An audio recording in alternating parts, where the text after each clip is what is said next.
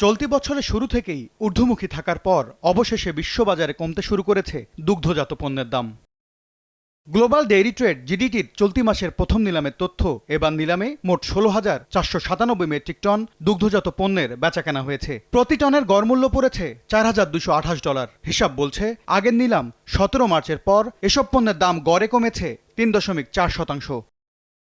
তথ্য বলছে সবচেয়ে বেশি কমেছে মাখনের দাম।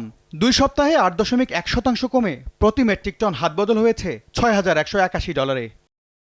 এরপর দ্বিতীয় সর্বোচ্চ দাম কমেছে অ্যানহাইড্রাস মিল্ক ফ্যাটের। ৭.১% কমায় প্রতি মেট্রিক টনের দাম পড়েছে $৭,০২৭। ৬.২% কমে প্রতি মেট্রিক টন মোজারেলার দাম নেমেছে $৩,৯৯৫।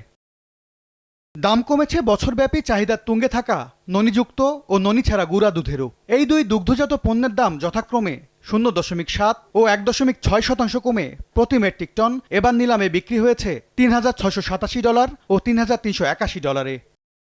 এম এস আরিফিন, সময় সংবাদ।